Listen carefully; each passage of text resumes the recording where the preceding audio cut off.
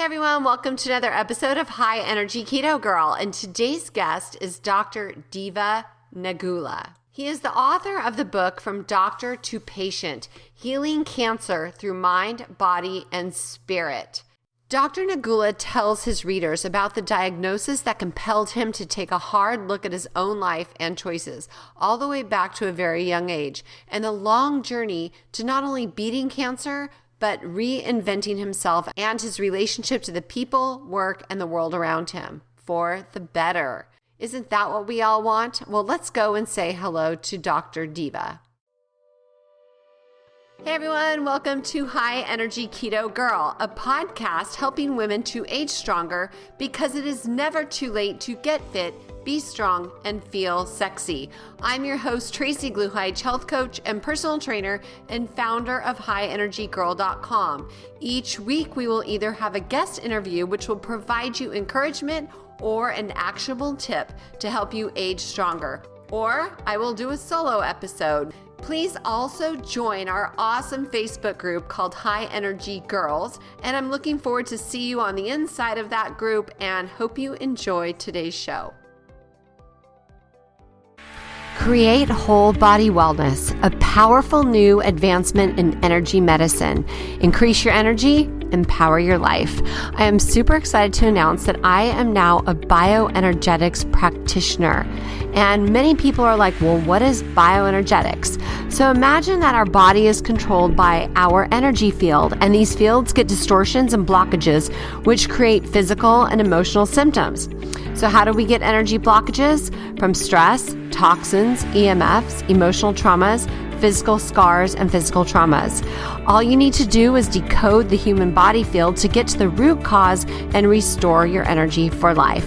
For more information, head on over to the blog at highenergygirl.com/bioenergetics with an X. That's BIOENERGETIX, and heal your energy for life.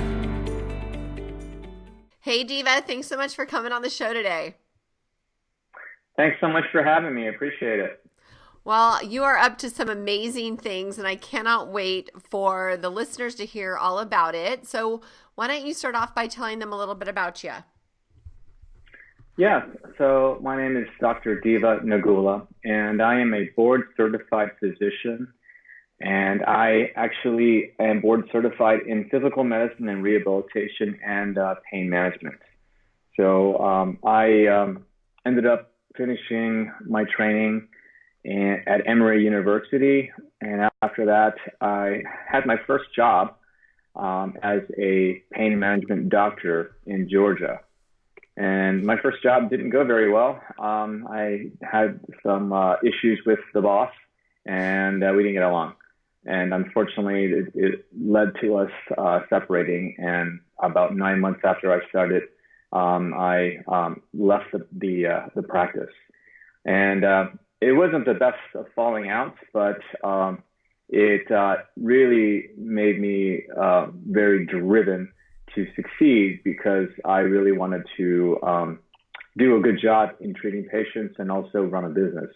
I didn't have any business background. Medical school and doesn't teach you anything about business, as well as a lot of other things it doesn't teach you, which we can get that later. But I was determined to do something with myself because I didn't feel like I could be employed and practice in the way that I felt was optimizing my patients' well-being. And being under the influence of a boss, you have to abide by their rules. And so I was determined to do this on my own. So without any knowledge of business, I launched my own medical practice, and I literally did not know what I was doing. And fortunately, I had some good people that I had to help me with the business aspect of it, some consultants. And my first year was really successful, and it led me to essentially go out on my own even more, hire my own staff, and also I was able to purchase a commercial building that housed my practice. And as it continued to grow, I learned more about business skills, and it was all about trial and error. And that's what allowed me to be really successful. And I put in a lot of hours, and it was really taking a toll on me physically, mentally, and spiritually that I didn't know at the time. Over about 7.5 to 8 years, I continued with my medical practice, and I grew it to where it was one of the largest medical practices in the area that I was practicing. And we had 2 offices, a surgery center, about almost 30 employees. And one thing that I learned back then was, after all this work that I was doing and we're getting so busy, I figured just hire more people. It's going to take care of itself. And oh my gosh, is that wrong? The more people you hire, the more personalities you have to manage, and the more personalities tend to interact with one another that don't mix. And it was really harder than I thought. Luckily, I was, I hired a really good practice manager, and that really helped a lot. But I was not only running the business side of it, but I was seeing patients. And when you're seeing a full load of patients plus running a business, it could be very, very stressful, and it took a toll on me. I was able to exit my medical practice, and at the time I was so happy because I wanted to break. And about a year later, after I exited, was when I was diagnosed with non-Hodgkin's lymphoma, which was at that time stage 4. So that's when things took a turn. I really was more at a shock as to why this had happened, because there wasn't any genetic causes to the cancer, and I didn't have a family history of cancer. So I didn't understand why I was struck with this diagnosis. And after I did a lot of research trying to understand what non-Hodgkin's lymphoma is, I figured out what the culprits and the leading factors that caused my cancer were. And ultimately, I realized that it was a combination of multiple factors, but stress being a huge culprit. And secondarily, it was the lifestyle that I was leading at the time, which was very unhealthy. I was essentially eating a standard American diet, which is, as you know, is devoid of nutrients. It's very full of processed foods and sugars. And literally, I wasn't eating anything healthy at all. I wasn't getting much sleep. So I was always in constant fight or flight mode. And I didn't have any opportunities to balance my body and go the other direction into the rest and digest or parasympathetic. So it was just a perfect storm for me, and to develop this type of cancer. And if I look back on it now, the writing was on the wall. Why didn't I see this earlier? And I just didn't. I didn't have any checks and balances in my own system, even though I implemented checks and balances in my own medical practice.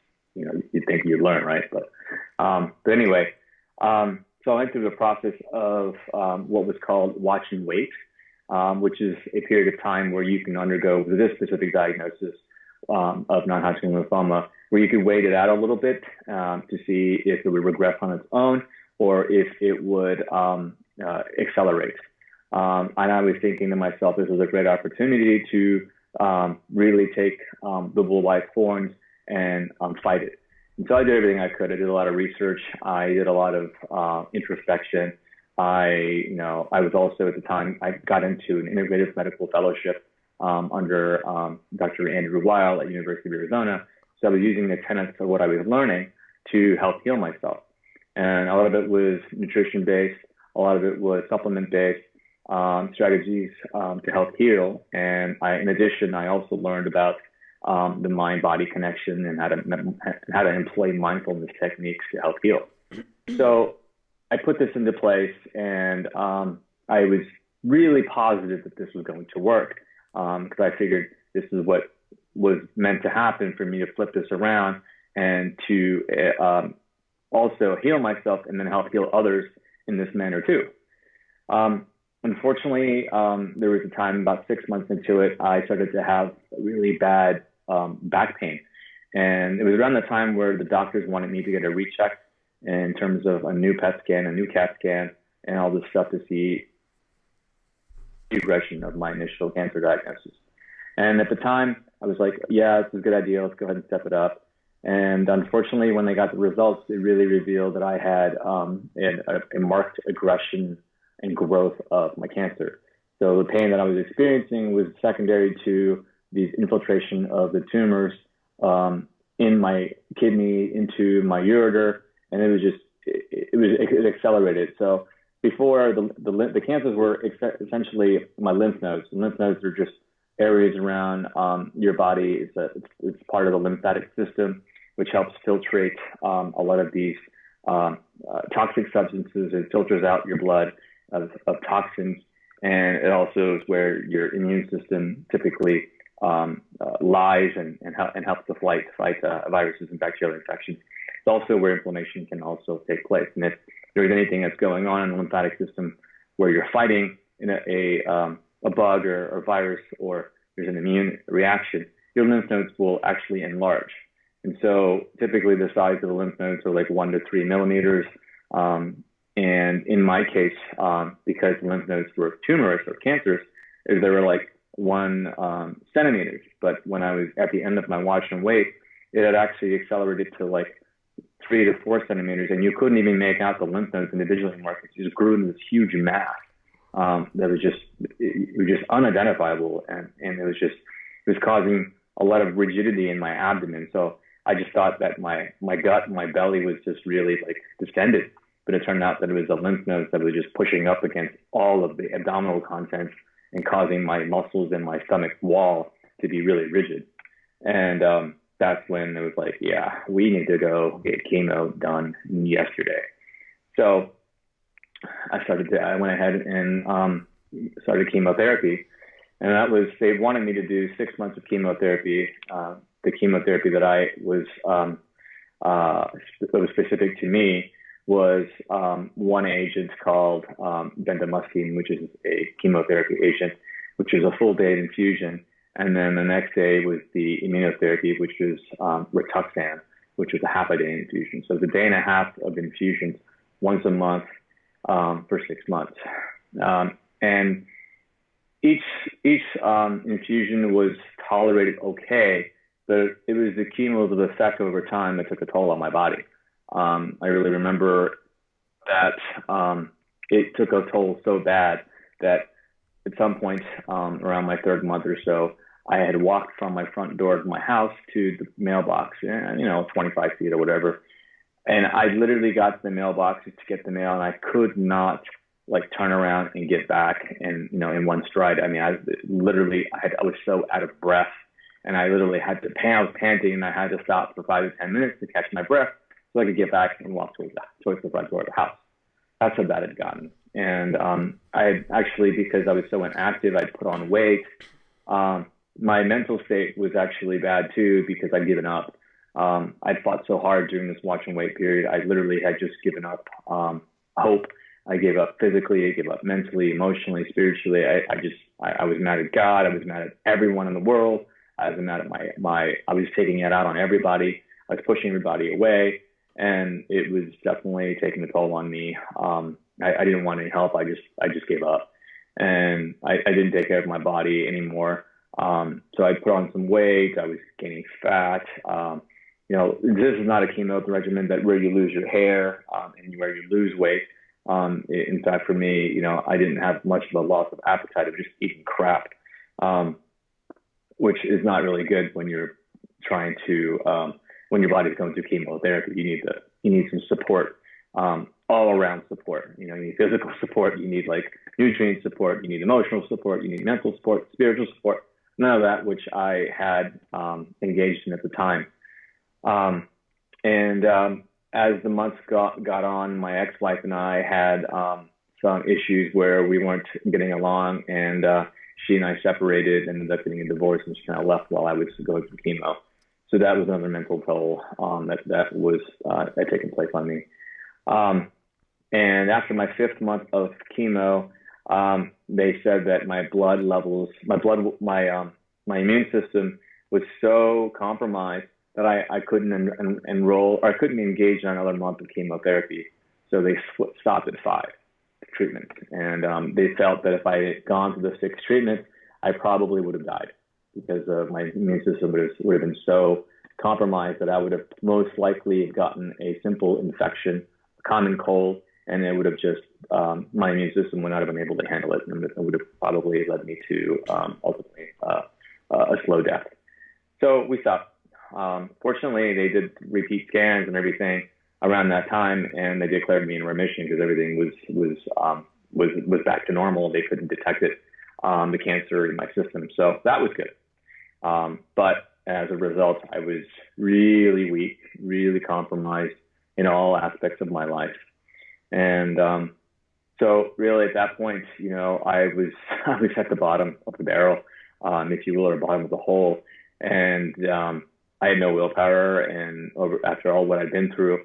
But what inspired me was I actually had run into my old trainer, my personal trainer, and it was just, I hadn't connected with anybody for so long.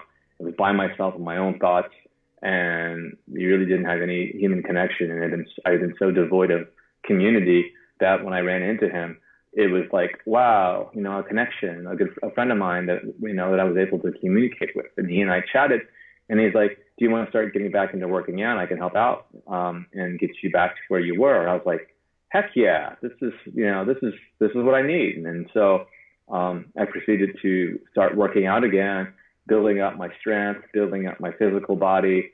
It was really hard to transition because I was so deconditioned at the time. But fortunately, he worked with me. He was a really good trainer and a good friend, and we got to where I needed to be.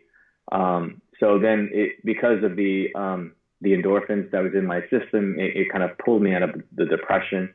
Also, looking at the mirror, seeing the physical shape of my body transform to a better state was positive for me because I could see the improvement, and that actually was a good cycle for me because it instilled positivity, and it was really what I needed.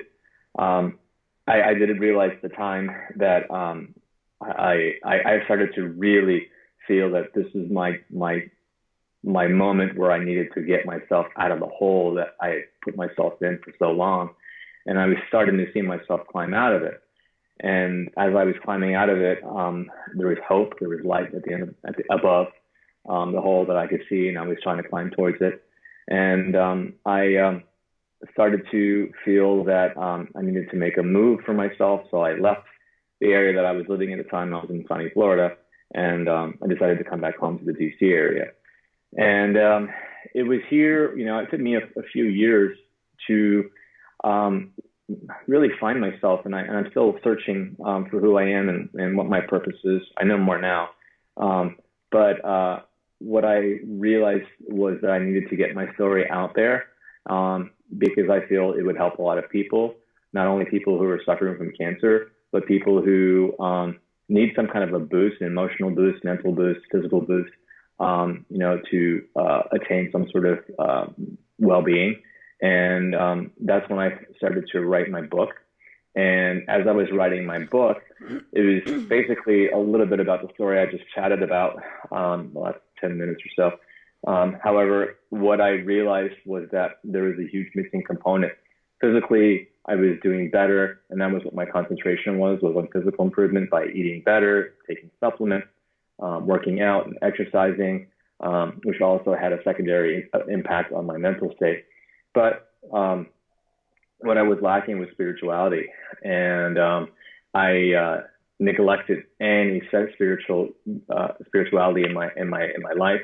I also neglected community, and I still didn't have much of a community up here. My parents were here, which is great, but I didn't have any peers that I could hang out with or talk to. I worked from home, so the human interaction wasn't as human interaction was lacking in my life, and I needed that. And so as I was doing more research into my work, I was thinking, oh my gosh, I have really emphasized healing through one modality, and that's the physical self, and the mental self was secondary impacted, which is great, but I neglected spirituality. And then I realized that I needed to write my book on balancing the mind, body, and spirit.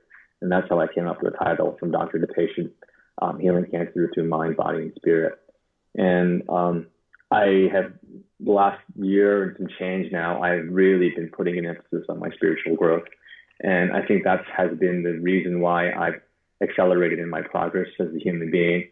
accelerate my progress as a physician and as just a member of the community. And now I'm trying to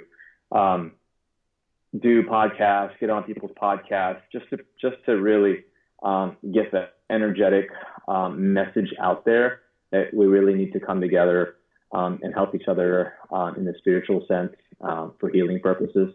The physical part is huge. Don't get me wrong. We can't neglect that. It's all about the balance. And where a lot of people in the society are always in sympathetic or fight or flight mode, and without the balance of the rest and digest, you're going to be set up for chronic disease. We already are a society where we're facing, a large percentage of obesity, and if you just continue to stress that particular stage, chronic disease, it will develop into cancer, and we just want to, break that cycle. So that's kind of what my purpose is. I think now, as I'm trying to grow into my spirituality and learn more, I feel that we need to be of service to others, and that helps our spiritual growth.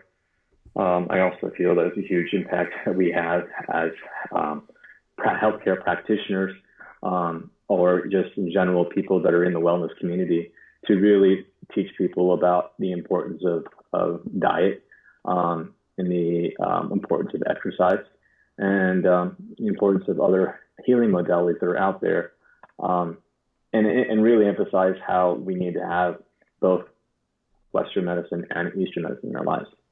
So that's kind of my mission right now, and it's pretty new and nascent since I just launched the book literally in December of last year. So, but we're on our way. Awesome. Well, you've said a lot that I have a lot of questions about.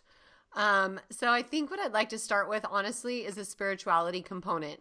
So most people, when they think of spirituality, I believe they think religion. So can you kind of unpack what you mean by spirituality a little bit? Right, and that's a good question. And spirituality does not necessarily mean that you are espousing a religion or not espousing a religion. Spirituality is recognizing that we are all part of a universe. We, as in people, are all connected. In addition to us as people that are connected, we're also connected to all life on Earth and life in the universe. Plants, animals, you name it, we're all connected. And once we have that mentality that we're all connected, then we realize that if we have thoughts that are disparaging to ourselves, we're actually hurting our brothers and sisters. Because we're all connected, we're all that one, and you have that belief that there's a oneness and there's this non-duality that exists. And once you understand that, and then you're more apt to be of service to others to help. And when you start feeling that oneness and you have that message where service of others is important, then your own healing starts to take place. Yeah. And like there's quotes and things like no man's an island. And when you take away all the waters in the world, that we're all connected, we're all the same, And the other thing that I like to kind of point out is like even just quantum physics, there was a study that they did in China where they took subatomic particles on the Earth and they changed the vibration of one. I can't remember if they were like electrons or something. And they changed the vibration of one. So all of them changed, right? That's what happens to resonance. Then what they did was they took that same one particle, put it out in outer space, changed the vibration again, and all of the ones back on Earth changed as well. That's crazy. It's like quantum entanglement. Like, we are all we're all connected because we all started, from a same place. So it's fun when you hear. And we're all energy. And that's what it comes down to. We're just energy, right? And it's just a matter of how high we're vibrating or how low we're vibrating. Exactly. I'm a big proponent of this. Have you heard of law of attraction? Yeah, I have. Abraham Hicks? Yeah, I sure do know. Mm-hmm. So I am a huge fan of what they say, and I have been able to actually literally make things happen with using their principles. Like I had an appointment with this gal I made an appointment with this gal in town, in August, but I could not get in to see her until December. And at the December 16th, to be exact. And at the very beginning of the month in December, I'm driving to the gym. It's 5:30 in the morning. And I'm thinking, gosh, I just need to get in sooner. I don't want to wait till the 16th. And it might have been like December 2nd. And I kid you not, I get home and at 7 a.m. I get an email from her that says, hey, can you come Thursday at 10 instead? And I'm like, wait a minute, how did that just happen? And she just woke up knowing she needed to reach out to me. Is that crazy? No, it's putting it out there in the universe, or putting that intention out there. And if you believe enough and you're optimistic and you have no doubts and you have 100% of that intention that you're putting it out there, it will manifest. It will come. So what are some of your favorite practices that you do spiritually to increase your vibration or your sense of connection? Right. That's a good question. And so the practices that I've learned, and I'm still learning other practices, and it's all about what resonates with you. And for me right now, the practice of pranayama or breathing has been really, really helping me because it's I've always had, and I've determined this through just some through meditative practices and some insight that I've had, that I was kind of born in a fight or flight kind of mentality. It wasn't that my mother had a troubling pregnancy. I think that she moved from India to the States, and that travel put a stress on me when I was in utero. And then when she came to the States, there was 3 months before I was born. It was an adjustment period because my mom and my dad didn't have any family. They didn't have anybody except for each other. My dad was going to work. My mom was alone. She didn't have any friends. And then I was born, and the same pattern continued. So I feel like there was stress on me when I was in my mom's womb over the last trimester. And then there was additional stress placed on me when I came out because my mom couldn't figure out how to soothe me. And I know I was colicky. They always joke around how troublesome I was as a little kid, as a little infant. And this makes sense. So I was in this fight or flight mode, and I've always been in this fight or flight mode since I was born and since I was in my mom's womb. So when I was learning the techniques of breathing or pranayama, it unlocked my diaphragm because my diaphragm was stuck. And I had always breathed in that fast, shallow pattern. And that's commonly seen when you're in constant fight or flight, or in fight or flight, not constant, but in fight or flight. And that's how I breathe. And then when I started to learn these deep breathing exercises, it unlocked my diaphragm as I started to learn how to breathe from my diaphragm. And it just felt like such immense relief. And that's all I can describe it. I mean, it was like relief. My shoulders dropped, my body dropped, my facial expressions was just so much more relaxed. There was color to my face. And it was all because I started to learn how to be more in a parasympathetic or rest and digest state. And that was a discovery just a month and a half ago. So that's a huge spiritual practice that I've started, and I truly believe, because it's such a fast-acting exercise. You'll literally see the effects immediately after 10 to 15 minutes of practicing these breathing techniques. So that's one. And I call that my breathing meditation. So it's one and the same to me. Secondarily is I'm trying to be of service to others, and I think that's a spiritual practice that's really easy. And I don't have a mentality anymore where it's like, how can I get ahead in life? How can I make more money? Or how can I be competitive and beat this other person for whatever? I don't have that mentality anymore. I don't have a mentality of seeking power, and that's what I did when I was younger, and when I was in my thriving practice. And so, and that's part of the spiritual growth too. It wasn't like that was what I was trying to attain. It just happened overnight when I started to like turn on the spirituality sense in my brain. So those are the two things that really I feel that I personally, for me, has accelerated and has been part of my spiritual growth. That's cool. So when you do deep breathing, do you do the one that you inhale out of one and exhale, then inhale and then exhale, that one? That's one. There's like hundreds and hundreds and hundreds of exercises, but that is one of them. And I'm learning them right now. But the one exercise is called box breathing.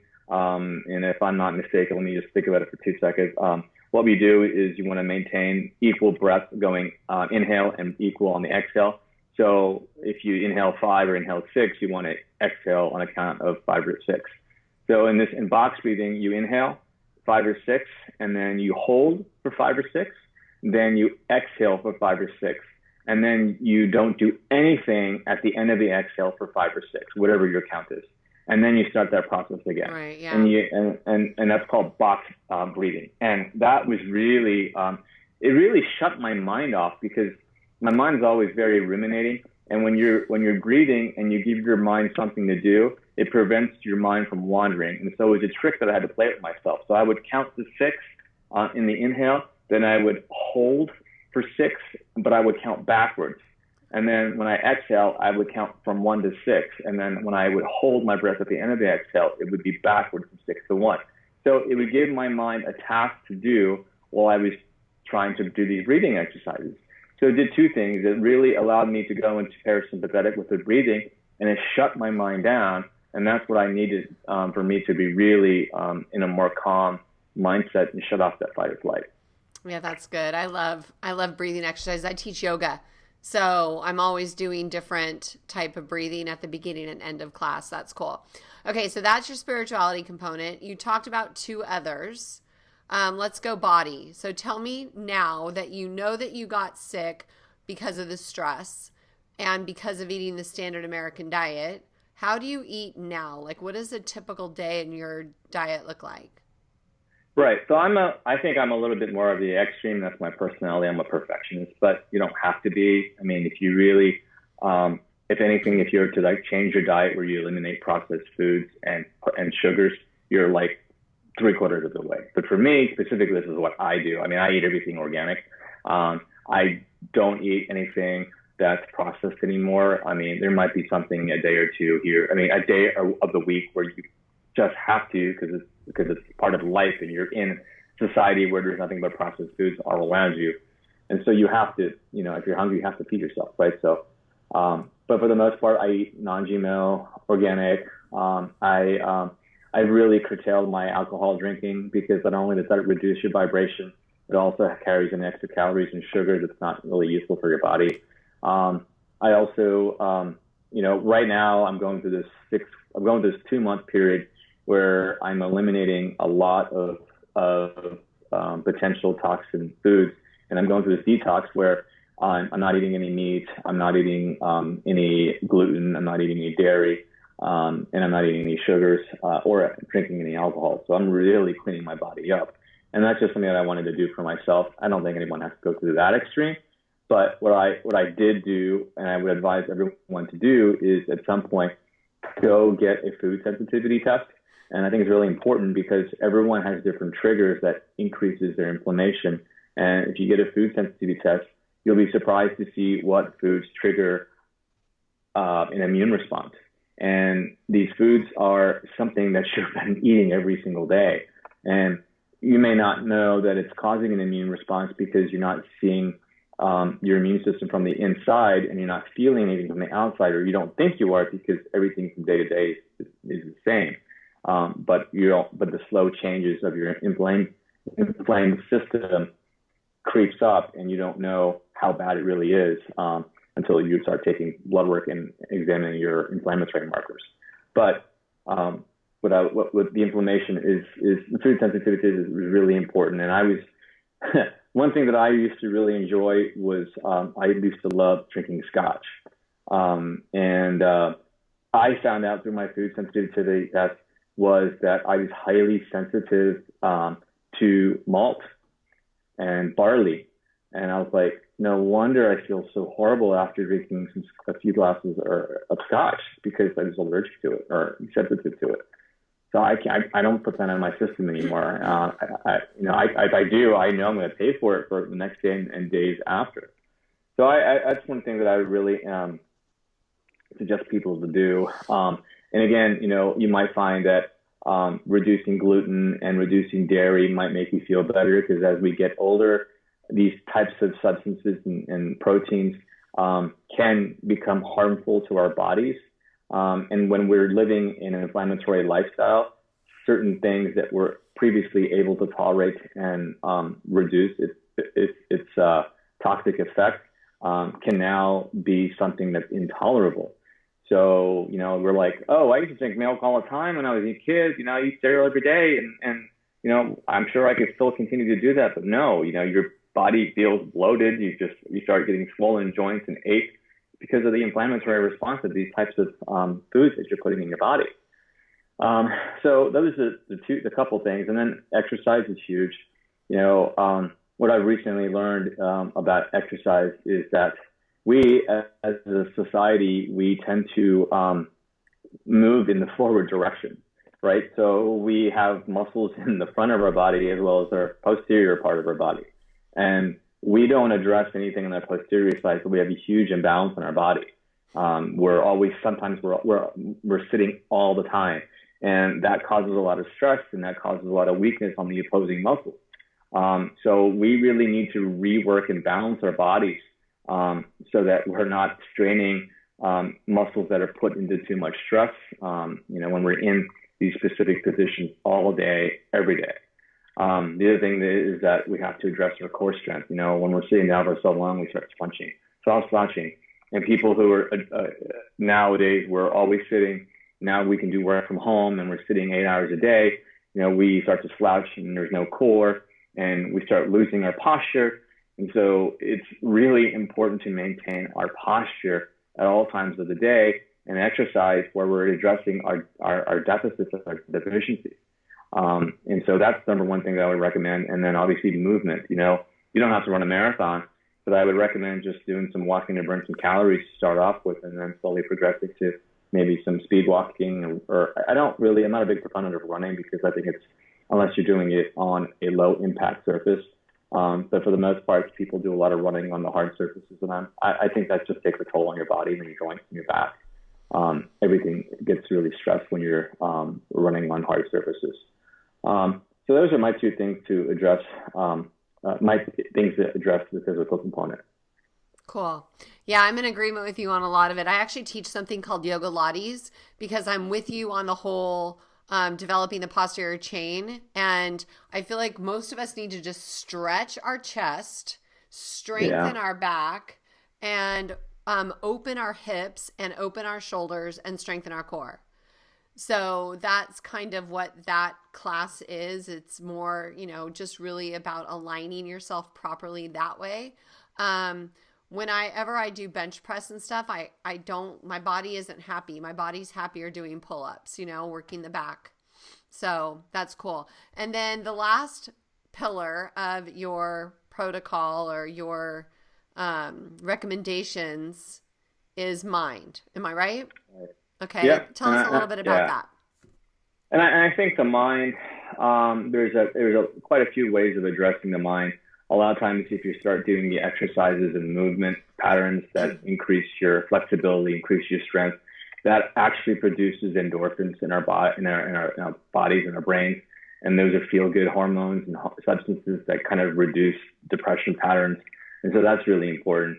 And then if you address the physical component of your body and you're eating right nutrition, you enhance the gut mind connection. And our gut is really where it enhances a lot of our immune system and also our neurotransmitters like serotonin and dopamine. Not dopamine, but just definitely serotonin. And so it's important to modulate our system where we optimize our gut functioning, reducing things that we describe, processed foods and sugars, and reducing toxicity that we're constantly exposed to around us in the environment. And that will help reduce the dysbiosis, which is the overriding of bad bacteria over good bacteria. And when we reduce dysbiosis, that promotes a more healthier gut, and that allows our immune system to function, allows the mind-body connection to be optimal. So I think all these things are secondary to addressing physical.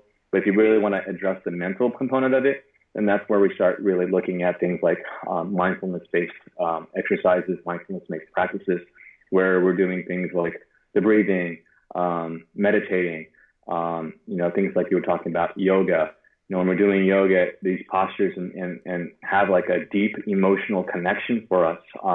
And they also put us in positions where we shut off our brain, and that's part of the mindfulness practice. It's where we, the definition of mindfulness is moment-to-moment awareness that's non-judgmental.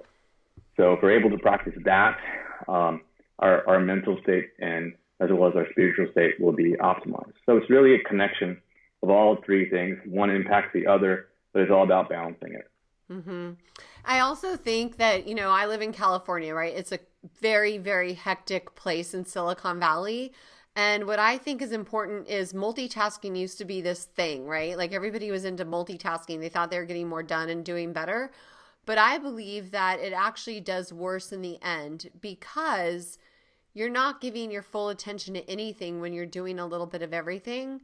And especially people around us, they deserve our full attention, So I'm kind of like, I like to work. I'm usually really busy. And so when my son or my husband want to talk to me, or my sons, I have to like stop what I'm doing and give them 100% of my full attention.